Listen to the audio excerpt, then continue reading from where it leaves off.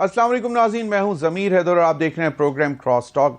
नाज़रीन, इंतखाबात के बाद 1 साल की कारकर्दगी हुकूमत ने बताई और जो तरक्की का सफ़र मुश्किलात में तय किया उसके मुतल्लिक भी आपको मालूम है। लेकिन इसके साथ साथ जो पॉलिटिकल सिचुएशन है वो काफ़ी वॉलेटाइल रही, हाइज एंड लोज बीच में आते रहे और सियासी इस्तेहकाम जिसको जोड़ा जा रहा था मुआशी इस्तेहकाम के साथ, वो कहीं शायद अभी तक हासिल नहीं हो सका। पाकिस्तान तहरीक इंसाफ और दीगर जो अपोजिशन की जमातें हैं वो शायद अभी तक किसी भी तरह का सियासी इस्तेहकाम लाने के लिए उनके अंदर रजामंदी नज़र नहीं आ रही। हुकूमत ने मौलाना फजलुर रहमान साहब से राब्ते बढ़ाए हैं और कहा यह जा रहा है कि जो ग्रैंड अपोजिशन का अलायंस बनने जा रहा है शायद वो शर्मिंदा ताबीर ना हो। ये सारी सूरत हाल है जिसमें पाकिस्तान तहरीक इंसाफ वाज़े तौर पर इनकार कर चुकी हुई है मुज़ाकरात से। और गुज़िश्ता रोज़ जो उन्होंने यौम स्याह मनाया उसमें आवाज़ें अब ये आना शुरू हो गई हैं कि जी हम मुज़ाहमत करेंगे और अगर हमें रोका जाएगा, गोली चलेगी तो हम उसके लिए भी अब तैयारी कर कर आएंगे। तो इसका मतलब ये लग रहा है कि आइंदा जो साल है उसमें भी पाकिस्तान तहरीक इंसाफ जो है अभी तक जो लग रहा है शायद मुज़ाकरात के लिए तैयार नहीं है। अली अमीन गंडापुर साहब ने इशारतन ये कहा कि अगर हमारी कुछ जो डिमांड्स हैं वो पूरी हो जाएं तो हम मुज़ाकरात के लिए बैठ सकते हैं। दूसरी जानिब हुकूमत का जो सबसे बड़ा इस वक्त मसला है वो सुप्रीम कोर्ट के हवाले से चल रहा है। बहुत सी पिटीशंस गई हुई हैं और 8 जो सुप्रीम कोर्ट के जज अपॉइंट होने हैं उसके हवाले से दरखास्तें बहुत सारी आ चुकी हुई हैं सुप्रीम कोर्ट में कि जनाब जुडिशल कमीशन का इजलास जो है वो मुलतवी किया जाए, क्योंकि बहुत सी जो दरखास्तें हैं वो ज़ेर समात हैं, ख़ासतौर पर 26वीं आइनी तरमीम के हवाले से भी। इन्हीं तमाम मामला पर बात करेंगे और प्रोग्राम के आखिर में आज मिसाल पाकिस्तान की एक रिपोर्ट आई है जो कि रिफॉर्म्स रिपोर्ट है, जिसमें बताया गया है कि पिछले तकरीबन 1 साल में 120 रिफॉर्म्स इंट्रोड्यूस करवाए मौजूदा हुकूमत ने और जिसकी वजह से जो मुआशी इशारिये बेहतर होते नजर आए। इसमें गवर्नेंस के इश्यूज हैं, डाउन साइजिंग के हैं, बहुत से एरियाज के रिफॉर्म्स जो हैं वो इंट्रोड्यूस करवाए गए हैं और इसको हम प्रोग्राम के आखिर में इस पर डिस्कस करेंगे। मेरे साथ इन तमाम मामला पर बात करने के लिए इस्लामाबाद स्टूडियो में मौजूद हैं हाफिज एहसान अहमद खोखर साहब, बहुत बहुत शुक्रिया। आप सीनियर वकील हैं, बहुत गहरी नज़र रखते हैं जो लीगल मैटर्स इस वक्त चल रहे हैं। मेरे साथ मौजूद हैं शर्मिला फारूकी साहिबा, सीनियर रहनुमा हैं पाकिस्तान पीपल्स पार्टी की, आपका भी बहुत बहुत शुक्रिया। डॉक्टर अरशद वोरा साहब MQM पाकिस्तान के रहनुमा हैं, हमारे साथ मौजूद हैं। डॉक्टर साहब आपका भी बहुत बहुत शुक्रिया। और मैं बताना भूल गया कि MQM के भी काफ़ी मसाइल चल रहे हैं विद इन पार्टी और ख़ास तौर पर पीपल्स पार्टी की हुकूमत के साथ और हम तवक्को कर रहे हैं कि हमें बैरिस्टर उमैर नियाज़ी, सीनियर रहनुमा पाकिस्तान तहरीक इंसाफ, वो भी हमें ज्वाइन करेंगे। मैं शर्मिला साहिबा ज़रा थोड़ा सा सियासी मंजरनामे पे नज़र डालते हैं। आपको क्या लगता है कि यौम स्याह मनाया गया, आप लोग भी अपने आप को विक्टिम तस्वुर करते हैं कि सिंध में आपकी, ख़ास तौर पर कराची में आपकी सीटों पर डाका मारा गया। मौलाना फजलुर रहमान साहब ने वाज़े तौर पर कह दिया कि KP में जो है नाजायज़ मैंडेट देकर उनको भी हराया गया वहाँ पे, और दीगर मसाइल हैं। लेकिन सबसे बड़ी जो इस वक्त इस पर आवाज़ उठा रही है वो पाकिस्तान तहरीक इंसाफ है। आपको क्या लगता है कि ये किसी भी तरह अब मामला ठंडे नहीं हो सकते कि ताकि जो अभी तक इशारिये आए हैं इकोनॉमिक फ्रंट पर जो अचीवमेंट्स हैं वो उनको बाकायदा रियलाइज किया जा सके ताकि वो आम आदमी तक उसके फायद पहुंच सके? जी बहुत शुक्रिया। देखिए जी, सबसे पहली बात तो ये है कि पाकिस्तान का कोई भी इलेक्शन हम ये नहीं कह सकते कि वो साफ और शफाफ है। हर इलेक्शंस के अंदर कहीं ना कहीं धांधली ज़रूर हुई है, कभी बड़ी धांधली हुई है, कभी छोटी धांधली हुई है, लेकिन धांधली ज़रूर हुई है।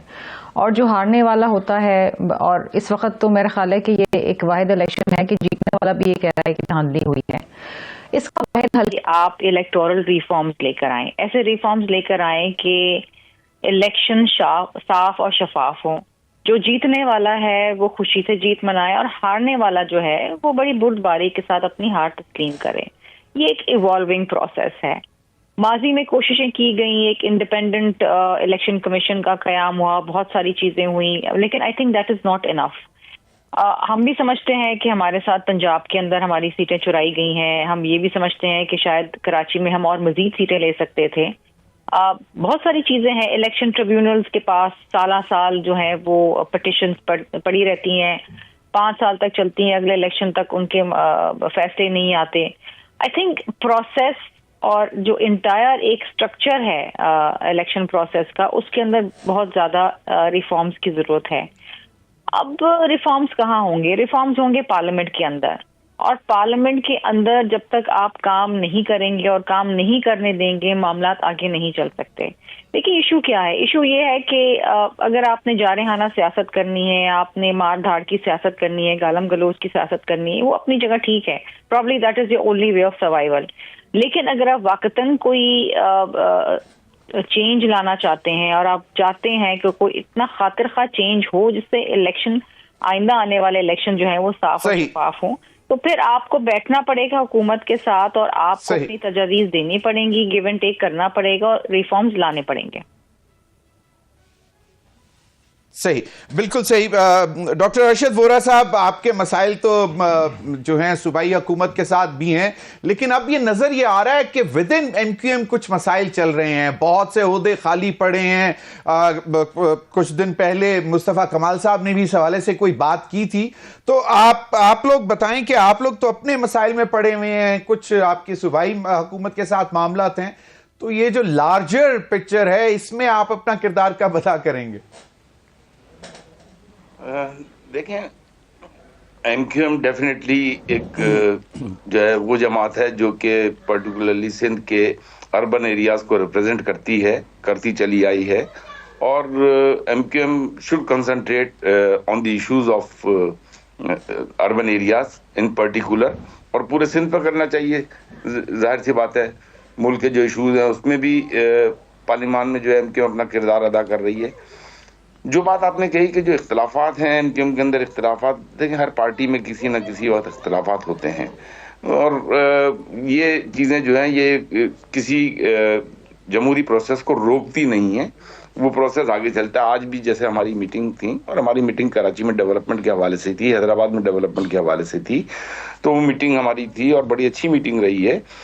We are of the opinion के डेफिनेटली कराची इस वक्त जो है मुल्क के तमाम बड़े शहरों में बहुत पीछे चला गया। अरशद वोरा साहब, आपने कहा कि डेवलपमेंट के हवाले से ये मीटिंग हुई है हैदराबाद और कराची के, लेकिन इतलात तो ये थी कि जो कल गुज़िश्ता रोज जो वाकया हुआ उसके हवाले से ये इजलास बुलाया गया था कि जो 2 ग्रुपों में तलखियां बढ़ रही हैं, तो ये क्या वो चीज डिस्कस नहीं हुई, और क्या वाकई 2 ग्रुप अब क्लियर डिवाइड में बन चुके हुए हैं?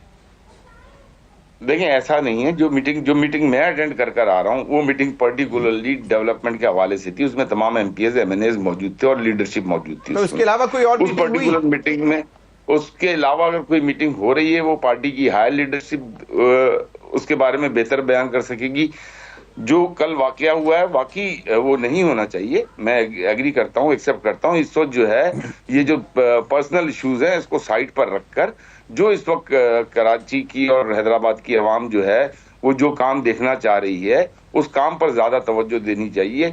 ये इश्यूज तो क्या सूबाई हुकूमत तवज्जो नहीं दे रही है? आपका क्या ख्याल है? सूबाई हुकूमत उस तरफ सूबाई हुकूमत के जिम्मे जो काम है, सूबाई हुकूमत अपना जो काम कर रही है वो एनफ नहीं है। पिछले 17 साल में पाकिस्तान पीपल्स पार्टी की जो हुकूमत रही है, आज कराची जो है अगर आप देखा जाए तो कराची बिल्कुल ही हम कंपेयर कर लें बड़े शहरों से तो आप इस्लामाबाद से कोई कंपैरिजन नहीं है, लाहौर से कोई कंपैरिजन नहीं है, इवन फैसलाबाद और मुल्तान से कोई कंपैरिजन नहीं है, जो मैं भी रिसेंटली फैसलाबाद और मुल्तान भी विजिट किया है। There is no comparison. Karachi जो है बद से बदतर होता चला जा रहा है। कराची की पॉपुलेशन कंट्रोल नहीं हो रही है।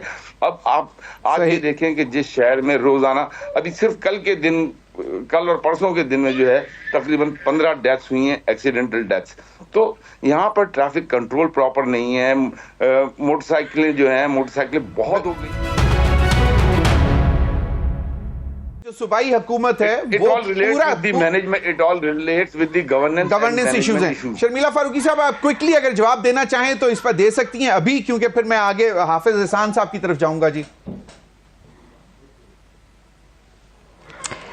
देखिए जी, एमक्यूएम की अपनी सियासत है, उनके अपने इश्यूज हैं, उनके अपने मामलात हैं और उनकी अपनी आरा है। ठीक है, वो ये समझते हैं, हम ये समझते हैं कि पाकिस्तान पीपल्स पार्टी ने जिस तरीके से कराची में डेवलपमेंट, मैं खुद कराची के रहने वाली हूँ, मुझे खुद एहसास है इस बात का कि कराची जितना बड़ा शहर है और जितने रिसोर्सेज कराची पे लगाए जाएं वो कम है, जितनी रेवेन्यू कराची देता है पूरे पाकिस्तान को। इनफैक्ट बल्कि इस दफ़ा तो हाईएस्ट टैक्स पेयर्स जो हैं, सबसे ज़्यादा टैक्स जो कलेक्ट हुआ है वो कराची से हुआ है।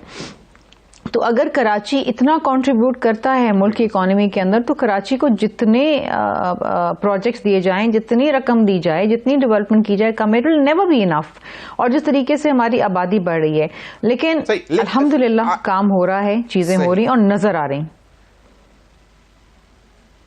सही, बिल्कुल सही। हाफिज एहसान खोखर साहब, मामला तो ये है कि हाउस भी कंप्लीट नहीं है, सेनेट अभी तक कंप्लीट नहीं है, रिजर्व सीट्स का मामला अभी तक वैसे ही लटक रहा है, ऊपर से ये जो मामला चल रहे हैं, इसका हल क्या निकलेगा? क्योंकि अब तो बहुत ज़्यादा, बैरिस्टर अली जफ़र साहब ने भी दरख्वास्त जमा करा दी है और उन्होंने कहा कि जुडिशल कमीशन का इजलास मुलतवी किया जाए। बिस्मिल्लाहिर्रहमानिर्रहीम। Zameer, thank you so much for inviting. अगर आप इन जजेस के लेटर्स पे उस कॉन्टेक्स्ट में आप बात कर रहे हैं, या उसके बाद आज जो जुडिशल कमीशन के मेंबर्स उन्होंने लेटर लिखा है, तो वो पाकिस्तान के चीफ जस्टिस से 5 किस्म की डिमांड्स करते हैं।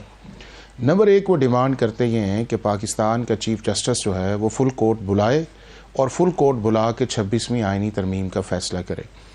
अब उसका जवाब ये है कि पाकिस्तान के चीफ जस्टिस के पास 26वीं आइनी तरमीम के बाद फुल कोर्ट बनाने का इख्तियार नहीं है।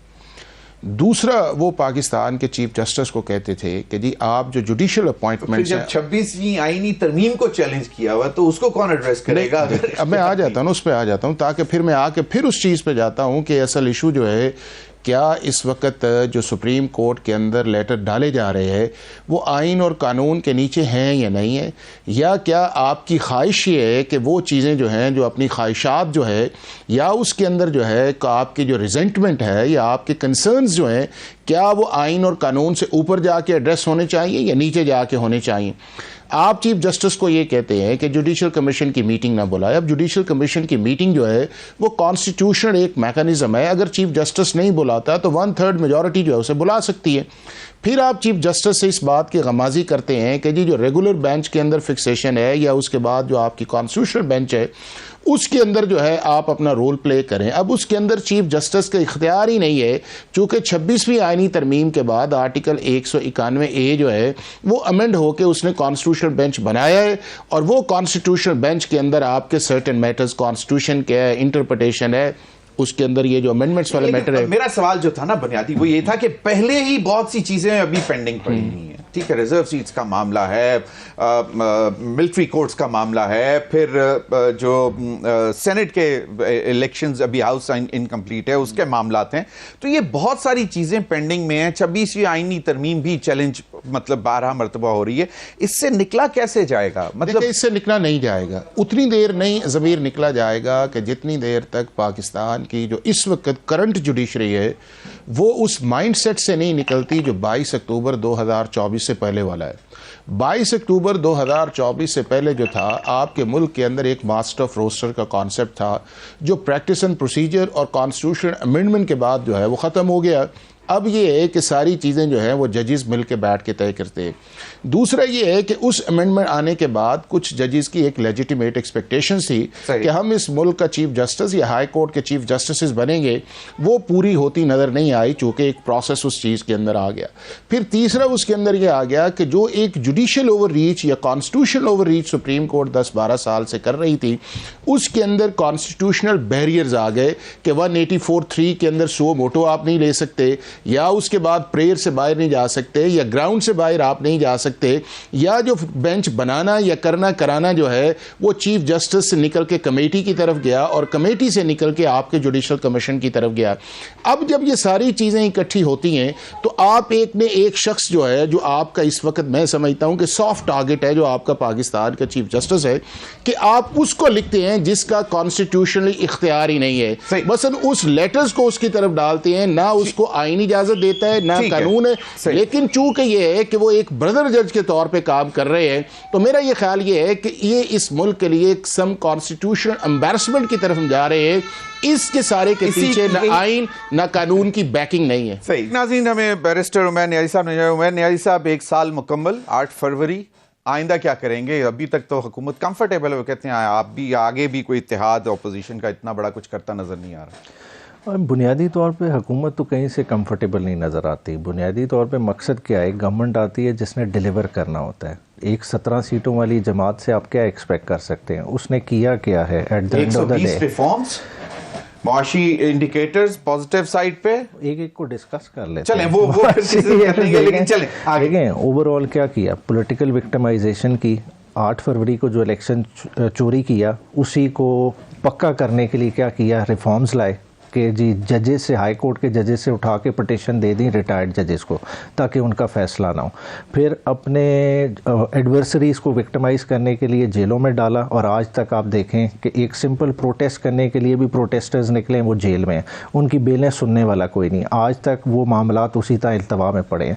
अगर लॉ एंड ऑर्डर की सिचुएशन देखें तो लॉ एंड ऑर्डर इस मुल्क में इर्रेलेवेंट हो गया। टेररिज्म जिस तरह से बढ़ रहा है, बलूचिस्तान आज हमें अपना सूबा ही नहीं लगता। मतलब आज आप लोगों ने जो टेररिस्ट को छोड़ दिया था, वापस बुला लिया था, उस वजह से ज्यादा बढ़ा। नहीं, देखें ओवरऑल पॉलिसी रिव्यू कर लें, किसने वापस लाया, सीजन लिया। तो कैसे टफ टाइम दे सकेंगे? क्या परेशानी? हुकूमत को देखें, हमें टफ टाइम देने की क्या जरूरत है? हम अपनी जगह पे खड़े हैं। हामिद रजा साहब कहते हैं कि मैं तो अब सड़कों पे निकलने के लिए राजी करूंगा बानी पीटीआई को। ये तो खान साहब ने कब मना किया है सड़कों पे ना निकले? बुनियादी तौर पे देखें, हमने तो इस हुकूमत को गैप दिया है। 26 नवंबर को गोली का मुकाबला करके पूरी नहीं, 26 नवंबर को जो कत्लेआम हुआ है वो पाकिस्तान की हिस्ट्री में नहीं हुआ। देखें ये पाकिस्तान के दूसरे हिस्सों में शायद होता हो, मगर इस्लामाबाद में दिन दिहाड़े लाइटें बंद करके खून बहाया गया। अगर पीटीआई ने उसके बाद कोई रिएक्शन नहीं दिया, आपको एक मुज़ाकरात की टेबल पे आके मौका दिया, फिर भी आपने उस मौके को गनीमत समझ के नहीं संभाला, और अल्टीमेटली बात फिर दोबारा सड़कों की तरफ जा रही है। और कल के सवाबी के जलसे के बाद मेरे ख्याल से इनकी आंखें खुल जानी चाहिए कि ना पीटीआई की सपोर्ट बेस कम हुई है, ना उनका गम व गुस्सा कम हुआ है। आज भी अगर चेयरमैन इमरान खान साहब कॉल देंगे तो पीटीआई उसी तरह से रिस्पॉन्ड करेगी, बल्कि उससे ज़्यादा जोश और जज्बे के साथ रिस्पॉन्ड करेगी। तैयारी है। शर्मिला फारूकी साहिबा, आप पीपल्स पार्टी सबसे बड़ी एडवोकेट थी मुज़ाकरात की, अभी पीटीआई का तो लग नहीं रहा, अभी ये नहीं मालूम कि ये इनका इत्तेहाद जो है अपोजिशन का वो किस तरह करवट बैठेगा, क्योंकि पीटीआई बैंक ज्यादा कर रही है मौलाना फजल रहमान के वो साथ चलें तो स्ट्रीट में हमारी पावर ज्यादा हो सकती है। उनकी तरफ से ये है कि जनाब ठीक है, पार्लियामेंट के अंदर मामलात एक दूसरे के साथ देखकर हम चल सकते हैं, लेकिन बाहर अपनी अपनी गेम होगी। आपको क्या लगता है कि हुकूमत परेशान रहेगी आइंदा भी आने वाले दिनों में इनकी तरफ से? देखिए जी, अगर ऑपोजिशन के साथ एक वर्किंग रिलेशनशिप नहीं बनता तो फिर डेफिनेटली हुकूमत भी जो है वो अपने तमाम काम उस तरीके से नहीं कर पाएगी जिस तरीके से शायद आवाम एक्सपेक्ट करती है। वी नीड पॉलिटिकल स्टेबिलिटी ना। अगर आपने मईशत को बहाल करना है और आगे इंडिकेटर्स को बेहतर करना है तो political stability is the primary thing जिस पे आपको फोकस करने की ज़रूरत है। PTI on the other hand, देखें आई रियली फील उनके पास कोई चॉइस नहीं है। अगर ये एग्रेसिव पॉलिटिक्स नहीं करते तो इनकी सर्वाइवल मुश्किल है। अच्छा, अब मसला ये है कि जंगें भी होती हैं दुनिया में और जारहाना सियासत भी होती है ममालिक के अंदर, लेकिन इवेंचुअली जो मामला तय पाते हैं ना वो टेबल टॉक के ज़रिए होते हैं, मुज़ाकरात के ज़रिए होते हैं। अब मुज़ाकराती एक कमेटी बनी थी, 3 नशिस्तें हुई, चौथी नशिस्त पे इससे पहले कि हुकूमत अपना जवाब देती इनके मुतालबात पे इन्होंने उसका बाइकआउट कर दिया, विच आई फील एक गलत मूव था इनकी तरफ से। आते तो सही, बैठते तो सही, सुनते, उसके बाद फिर अपना अलाइमल करते, फिर बाइकआउट करना था तो कर देते। और देखिए मुज़ाकरात का मतलब हरगिज़ ये नहीं होता कि जो आप मुतालबात कहें वो मनोवन 100% सामने वाला उसको मान जाए। मुज़ाकरात होते हैं गिव एंड टेक, कुछ आप कहेंगे, कुछ हम सुनेंगे, कुछ आप मांगेंगे, कुछ हम देंगे, यही तरीक़ेकार होता है अगर नीयत साफ हो। आई डोंट थिंक शुरू दिन से हम सबको तो यही एक इम्प्रेशन था और अनफॉर्चुनेटली इम्प्रेशन सही निकला कि ये संजीदा नहीं थे मुज़ाकरात करने के लिए।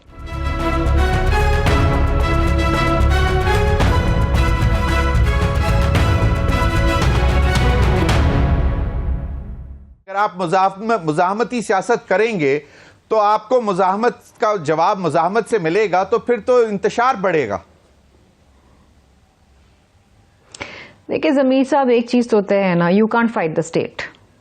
हम भी अपोजिशन में रहे हैं, हमने भी डिक्टेटरशिप देखी है, बहुत सारी चीज़ें देखी हैं। रियासत के पास बड़ी ताकत होती है जी, और जब हुकूमत बैठी थी और इनका भी यही एक अमल था कि जनाब हम मुज़ाकरात करेंगे, तो मुज़ाकरात कर लेते ना, उसको किसी पाए तकमील तक तो पहुंचाते। अब बीच में से भाग जाना और बाइकआउट कर देना ये मामलात का हल नहीं है। दूसरी चीज ये है कि देखिए आप अगर फोर्स इस्तेमाल करेंगे तो रियासत भी फोर्स इस्तेमाल करेगी, आप अगर डंडे उठाएंगे तो वो भी हुकूमत बर्दाश्त नहीं कर पाएगी। लेकिन आपने सही फरमाया, there is no end to this साहिबा के स्टेट इज ऑलवेज पावरफुल। जी बिल्कुल सही। अरशद वोरा साहब, अब यकीनन आपके मामलात हैं आगे, इनको बैठ के बातचीत करनी चाहिए, मामला तय करने चाहिए, इसमें किसी की कमजोरी नहीं होती। ये ना समझे कि ये कमजोर है या हुकूमत कमजोर है, but I think that's the way forward. Exactly, that's the way forward. बिल्कुल। अरशद वोरा साहब, ये कैबिनेट में भी एक्सपेंशन होनी है, आप लोगों के कुछ हुकूमत से भी मुतालबात हैं, सूबाई हुकूमत के साथ जो है वो आप पहले बता चुके हैं। विद इन पार्टी एक चीज सामने आ रही है कि खालिद मकबूल सिद्दीकी साहब और मुस्तफ़ा कमाल साहब के दरमियान जो है वो कोई अजीब सी सर्द मोहरी सी चल रही है, और वो क्या पीएसपी और एमक्यूएमपी पाकिस्तान, ये दोनों अभी तक स्ट्रेंज बेड फेलोज हैं, इज़म एक नहीं है।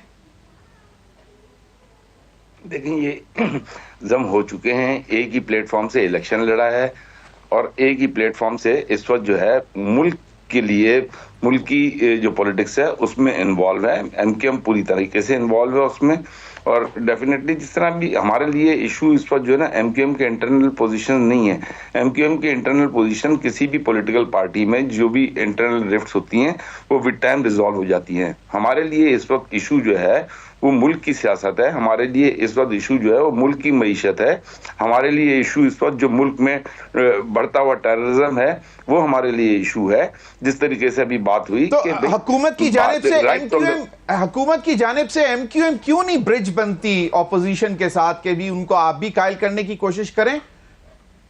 MQM is very much part and parcel of that committee, जिस कमेटी में ये मीटिंग होती है। उससे तो निकल गया ना, वो कहते हैं कि अब तो जाहिर सी बात है नहीं वो खत्म। तो अब ये तो वन साइडेड बात हुई ना कि पीटीआई जो है उनका इंटरेस्ट क्या है।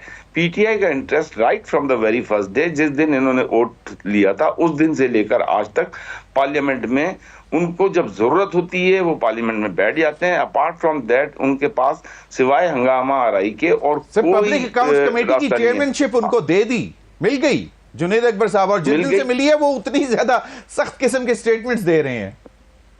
वो देते रहेंगे, लेकिन अल्टीमेटली वो हुकूमत, देखें हुकूमत जो है इस वक्त पॉजिटिव माइलस्टोन्स पर है। अगर आप देखें तो आप इकोनॉमिकल, हाँ पॉलिटिकल अनस्टेबिलिटी की वजह से बहुत सारे इम्पैक्ट्स जो है वो नजर नहीं आ रहे, और अदरवाइज अगर आप देखें तो काफी चीजें इंप्रूव हुई हैं। आपकी जो है ना इकोनॉमिक फिगर्स काफी इंप्रूव हुए हैं और आगे बज़ाहिर नजर आ रहा है कि चीजें बेहतर होने जा रही हैं। तो ये इंशाअल्लाह ताला इसी तरीके से रहेगा। और जैसे अभी शर्मिला ने कहा कि ultimately PTI has to come and sit on the table, और ये जब तक ये डिस्कशन नहीं करेंगे, ये मीटिंग्स नहीं करेंगे, ये इसी तरीके से 5 साल गुजार देंगे, इसका नुकसान जो है पीटीआई को शायद कम होगा लेकिन मुल्क को नुकसान इसका ज्यादा होगा। बिल्कुल सही फरमाया।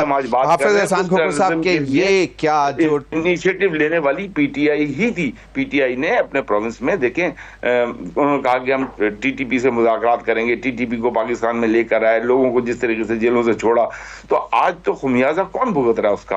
आज खुमियाजा पाकिस्तान वो तो भुगत रहा है। मैं नियाज़ी साहब से मैंने यही सवाल किया था, उन्होंने कहा कि जी आप रिकॉर्ड की दुरुस्तगी के लिए उस टाइम पे जाएं और देखें कि कहां से वो सारी चीजें इंजीनियर हुई थी, यही फरमाया था आपने। बिल्कुल सही। हाफिज एहसान खोखर साहब, मुझे ये बता दें कि एक तरफ तो ये सियासी है, तो जुडिशियल इंतशार जो है, अदम इस्तेहकाम, ये खत्म होता नजर आ रहा है आपको? ज़मीर ये नहीं होगा ख़त्म। उसकी बुनियादी वजह यह है कि जो आपकी सारी लेगेसी चल रही है, 2009 से ऑनवर्ड जुडिशरी चल रही है, और उसके बाद जो आपकी सर्टेन अपॉइंटमेंट्स थी, चाहे हाई कोर्ट्स के अंदर थी या सुप्रीम कोर्ट के अंदर थी, उसके अंदर अपॉइंटमेंट सिर्फ जजेस की हद तक नहीं थी। उसके अंदर आपने पाकिस्तान के फ्यूचरिस्टिक जो थे वो चीफ जस्टिस भी उस लाइन के अंदर डाले कि जी हाई कोर्ट के अंदर क्या सीनियरिटी बनेगी या सुप्रीम कोर्ट के अंदर क्या बनेगी।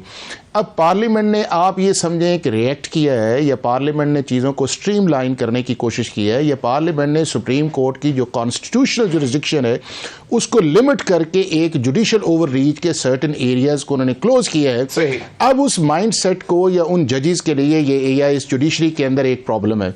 अब दो ही आपके पास इसका वे फॉरवर्ड है। एक वे फॉरवर्ड ये है कि जो कॉन्स्टिट्यूशन अमेंडमेंट आई हुई है, जितनी देर तक अल्ट्रा वायरीज या सेट असाइड नहीं होती, ये जजेस उस अमेंडमेंट के नीचे बैठ के काम करें और वो सुप्रीम कोर्ट का फैसला जो भी कॉन्स्टिट्यूशन बेंच करे, जो आपके अंदर मैकेनिज्म है, अपॉइंटमेंट भी हो जाए, जिस तरह मामला चल रहे हैं वो चलती रहे ना, वो चलते। देखे ना, चीज ये है कि क्या आप कुछ जजेस जो हैं, नहीं देखें, मैं उमर या आप जो है ये हम बात कर सकते हैं या हम प्रोटेस्ट कर सकते हैं।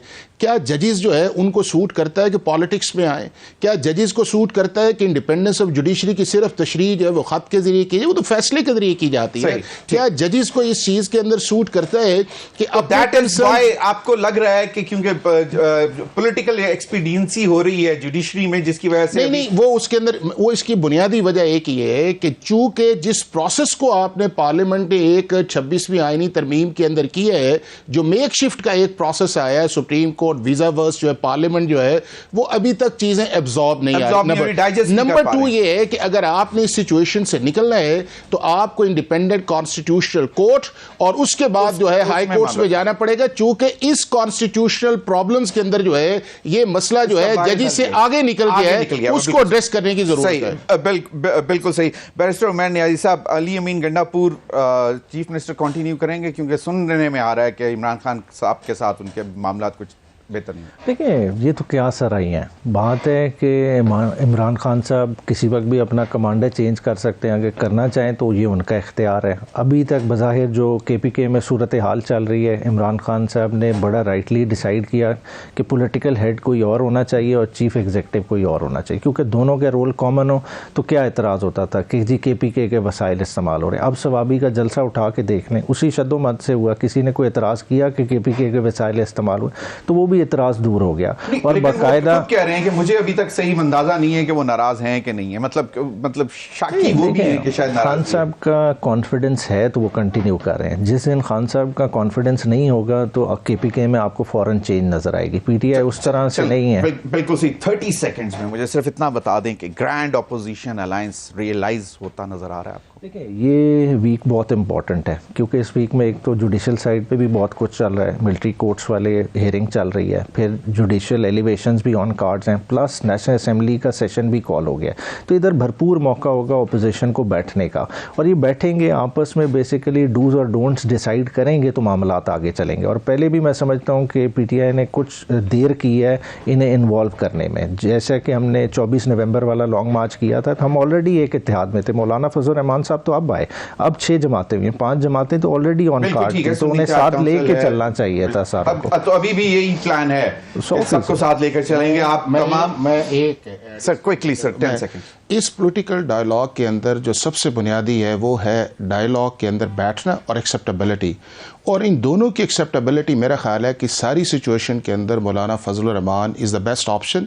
पीटीआई को चाहिए कि नेगोशिएशंस के अंदर लीड करे और जो अल्टीमेट आपके डिजायर्स हैं वो वही उस चीज़ को आगे लेके जा सकते हैं कि जिसके अंदर इस मुल्क के अंदर एक पॉलिटिकल स्टेबिलिटी। आप तमाम हजरात का बहुत बहुत शुक्रिया। नाज़रीन, वक्त हुआ एक ब्रेक का। ब्रेक के बाद आएंगे तो हमारे साथ होंगे डॉक्टर खाकान नजीब साहब, और आज जो मिसाल पाकिस्तान की एक रिफॉर्म्स रिपोर्ट आई है 1 साल की, उस पर बात करेंगे। Stay with us.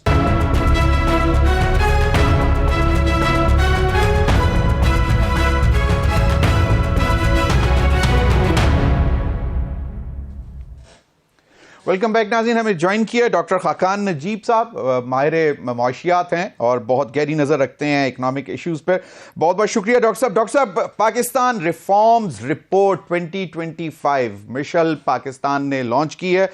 120 रिफॉर्म्स 11 महीने में, जिसके नताइज भी उन्होंने बताए हैं। आपको क्या लगता है कि are we now in the right direction? क्योंकि अगर 120 रिफॉर्म्स हुए हैं तो इसका मतलब है कि इनमें बेहतरी ही आ रही होगी। बिस्मिल्लाहिर्रहमानिर्रहीम। एक तो बात यह है कि अच्छी बात है, एक कंपेंडियम ऑफ रिफॉर्म्स जो है वो आपके सामने आ गया है कि क्या इस्लाहात जो कि पॉलिटिकल गवर्नमेंट ने आकर इकोनॉमिक, सोशल और इंस्टीट्यूशनल सतह पर की हैं। इसका क्या मतलब है? इसका मतलब है कि अगर आपने 1.5 लाख नौकरियां जो थी वो ख़त्म की, कुछ पेंशन रिफॉर्म्स की तरफ आगे बढ़े, आपने ये देखा कि FPR में कोई डिजिटलाइजेशन का अमल जो है उसको तकवीयत दी, आपने IMF का प्रोग्राम चलाया, आपने लीगल एंड जुडिशल रिफॉर्म्स जो हैं वो देखी, आपने अपने एरिया में पीका एक्ट देखा, आपने SIFC के अंडर एक कोशिश की, आपको $2.5-3 अरब की इन्वेस्टमेंट सऊदी अरेबिया से मिल गई, आपने ट्रांसपेरेंसी लाने के लिए, ख़वातीन के रोल को आगे करने के लिए कोशिश की कि वो 33% बोर्ड्स पे आए, बिकॉज 23% उनकी लेबर फोर्स पार्टिसिपेशन है, जबकि वो 50% है मुल्क के ओवरऑल उसका बिजनेस फैसिलिटेशन सेंटर्स। इन सब चीज़ों को उन्होंने इकट्ठा करके एक कंपेंडियम बना दिया है। ये एक अच्छी बात है, पर ये रिपोर्ट को इस तनाजुल में देखिए कि ये एक तो फेडरल गवर्नमेंट की रिपोर्ट है, बहुत बड़ा सोशल सेक्टर्स का हिस्सा जो है वो चारों प्रोविंशियल गवर्नमेंट्स के पास है, और दूसरा इस तनाजुल में देखिए कि ये क्वालिटी ऑफ रिफॉर्म या इम्पैक्ट ऑफ रिफॉर्म या service delivery improvement of reform पे कमेंट नहीं करता। ये सिर्फ एक कंपेंडियम है कि ये काम हुए हैं, उन कामों का नतीजा लोगों तक क्या पहुंचा है। I think that is the assessment. एक अच्छी बात है, एक रिपोर्ट आई है। अब जो सीरियस रिसर्चर्स हैं वो इस रिपोर्ट को लें और देखें कि हमने बहुत से जो रिफॉर्म्स हैं उनका इम्पैक्ट क्या है, उनकी डेप्थ क्या है, उनकी क्वालिटी क्या है, उसका इम्पैक्ट क्या है। फिर बहुत सी चीज़ें जो नहीं हुई हैं, मसलन पाकिस्तान की प्राइवेटाइजेशन में पिछले 12 माह में भी और पिछले 10 साल में भी अगर आप देखेंगे तो कोई खातिर खा जो स्ट्राइड है वो पाकिस्तान नहीं कर सका। और आखिर में जो सबसे इंपॉर्टेंट बात है वो तो वहीं की वहीं है ना कि IMF प्रोग्राम की एंगेजमेंट जो कि केयर टेकर से शुरू हुई और फिर आपने इस हुकूमत में देखी, उसने एक तकवीयत बख्शी है एक मैक्रो स्टेबिलिटी की, जिसका मतलब है कि बैरूनी ज़खायर बढ़ गए हैं, खसारा बैरूनी जो है वो सरप्लस में आ गया है, जो आपकी अफरात ज़र है, कीमतों के बढ़ने की शरह है उसमें खातिर खा कमी आई है। But this is all, Haris साहब बड़ा याद रखें कि this is all at the back of a slowing economy. Pakistan की इकोनॉमी को स्लो करके लास्ट ईयर 2.5% ग्रोथ, उससे पिछले साल -0.2% ग्रोथ, इस साल क्या 3% ग्रोथ हो जाएगी। पहले एक क्वार्टर में 1% भी ग्रोथ नहीं है ओवर लास्ट ईयर, जो कि लास्ट ईयर भी सिर्फ 2.5% ग्रोथ का साल था। So salaried employees, people like you and you know non salaried employees, Pakistan की manufacturing, we paid a heavy price to get this IMF going. I think ये एक ओवरऑल तनाजुल है, एक टाइम एंड स्पेस मिल गई है, एक बहुत सी इस्लाहात का जो अमल है वो शुरू हुआ है। ये भी याद रखिए कि ये अच्छी बात है, एक कंपेंडियम बन गया। ऐसा लगता है कि जो तरक्की पजीर ममालिक हैं उनकी हुकूमतें शायद कोई काम ही नहीं कर रही होती। मैंने हमेशा कहा है कि एक सरकार में मोमेंटम होता है, पब्लिक ऑफिस में एक काम हो रहा होता है, कोई नई पॉलिटिकल गवर्नमेंट आके उसको पुश कर सकती है, अच्छी बात है। ये नहीं है कि इंडोजिनसली यानी कि विद इन द फ्रेमवर्क ये काम तो सारे चल रहे होते हैं, पर अगर अच्छी पॉलिटी हो तो वो उसको पुश कर सकती है। इस वक्त डॉक्टर खाकान नजीब साहब, बिल्कुल डॉक्टर खाकान नजीब साहब, एक सेट ऑफ रिफॉर्म्स देखते आए 92 ऑनवर्ड, जब से मैं इस प्रोफेशन में आया मैं सुन रहा हूँ FBR reforms, power sector reforms, social sector reforms and reforms, governance reforms, E government reforms, मतलब सो मेनी। अब ये जो रिपोर्ट आई है इससे आइडिया ये हो रहा है कि ये हो चुका हुआ है। मतलब एक चीज तो क्लैरिटी आ गई, जिस तरह आपने भी कहा कि अब इसका इंपैक्ट जो है वो रिसर्चर्स देखेंगे। Correct me if I am wrong. Correct, मैं तो यही कह रहा हूं ना कि इस रिपोर्ट ने ये डेप्थ नहीं शो की है कि कोई इम्पैक्ट एनालिसिस बता सके, कोई क्वालिटी ऑफ रिफॉर्म बता सके। इसने तो एक कंपेंडियम बना दिया है कि ये सारा कुछ हुआ है, और ये अच्छी बात है कि ये सारा कुछ हो रहा है। अब उसकी डेप्थ में कई चीजें देखें ना, डिजिटलाइजेशन पर से FBR में कोई वैल्यू नहीं होल्ड करती, पर ये वैल्यू होल्ड करती है कि आपने कितने ताजिर जो हैं उनके टियर 1 में जाके POS मशीनें लगाई हैं, उनको कनेक्टिविटी कितनी दी है। अगर वो हजारों में है जबकि 36 lakh overall retail and wholesale clients हैं पाकिस्तान के, तो फिर तो मुझे सोचना पड़ेगा ना कि क्या डेप्थ ऑफ रिफॉर्म है कि वाकई वहां से 23 अरब लाने थे पहले 6 माह में, चंद 100 मिलियन रुपए आए हैं। तो आपको सोचना पड़ेगा ना इन चीजों पे। एग्रीकल्चर इनकम टैक्स का तो निफाज करने जा रहे हैं, क्या 8 अरब रुपए की पूरे मुल्क में कलेक्शन होती है। ये नहीं है कि एग्रीकल्चर इनकम टैक्स भी नहीं लगा हुआ, एग्रीकल्चर इनकम टैक्स का इजरा पहले भी हुआ था, कलेक्शन कोई नहीं होती। अब फिर आपने एक और गवर्नमेंट्स ने बड़ा डिले करके उसका इजरा किया, क्योंकि IMF का स्ट्रक्चरल बेंचमार्क तो सितंबर अक्टूबर का था, पर चलें अब कर दिया है। सो ये याद रखिए कि मतलब प्राइवेटाइजेशन हुई, फिर 10-12 साल रुक गई, बैंक बिक गए, टेलीकॉम सेक्टर चला गया, उसके बाद 10-12 साल बिल्कुल सन्नाटा रहा। PIA बेचने गए, नहीं बेच सके। SIFC ने कुछ काम किया, आपको 2.5-3 अरब डॉलर का शायद जिक्र है, सऊदी अरेबिया से रेकोडेक पे बात हो रही है, ये अच्छी बातें हैं, पर पाकिस्तान की इन्वेस्टमेंट टू GDP 13% पे है यार। आपका जो मुल्क है जिसकी आप बार बार जिक्र करते हैं, उसके पास जाते हैं, 35% इन्वेस्टमेंट टू GDP पे है। जो आपका हमसाया मुल्क है वो 28-30% पे है। तो इतना बड़ा गैप है। So what I am trying to say is के करना रिफॉर्म्स बहुत से शुरू, ये अच्छी चीज है। उनकी डेप्थ में उनका डॉक्टर खाकान साहब, डू यू एग्री कि हमारे पास पोटेंशियल है, we have the potential to attract all this investment that you are mentioning के 13% तो कुछ भी नहीं है। इसमें तो कोई भी बात नहीं है ना। आपकी जो इन्वेस्टमेंट है गलत एरियाज में पड़ी है, रियल एस्टेट में पड़ी है। आपकी इन्वेस्टमेंट 11 अरब डॉलर की दुबई में पड़ी है, जो आदादोशुमार आते हैं। अब आप मुझे बताइए ना कि वहां भी रियल एस्टेट में पड़ी है। पाकिस्तान को री इंसेंटिवाइज करना है कि जूता बनाएं, कैमरे की कोई लेंस बनाएं, मोबाइल का कोई पार्ट बनाएं और दुनिया के ग्लोबल वैल्यू चेन का पार्ट बने। पाकिस्तान का ये कहना ब्रांड नेम पाकिस्तान बन जाएगा, इसको भी सोचिए दोबारा। डॉक्टर खाकान नजीब साहब, मेरे पास वक्त कम है। एक जो सामने एक मामला आज आया कि जी IMF का मिशन एक आया जो कि मतलब जुडिशियल सेक्टर से भी अपनी मीटिंग्स करेगा, अकाउंटेबिलिटी के मैटर्स को देखेगा। ये जो है मैक्रो इकोनॉमिक स्टेबिलिटी प्रोग्राम के साथ ये जुड़ा हुआ मामला कि जनाब गवर्नेंस इश्यूज में IMF का मतलब जो किरदार है वो है। मैंने अभी थोड़ी देर पहले हारिस ज़मीर साहब एक ट्वीट किया है और उसमें एक्सप्लेन किया है। सितंबर 2024 में पाकिस्तान अथॉरिटीज ने खुद लिख कर भेजा था IMF को अपने MEFP में, जो डॉक्यूमेंट होता है कि पाकिस्तान जो है इस असेसमेंट को IMF से कराएगा और स्ट्रक्चरल बेंचमार्क है कि एग्री किया हुआ है। सही, बहुत बहुत शुक्रिया डॉक्टर खाकान नजीब साहब। वक्त की कमी की बायस हम मजीद गुफ्तगू नहीं कर सके। नाज़रीन, अब तक के लिए इतना ही, इजाज़त दीजिए। अल्लाह हाफ़िज़।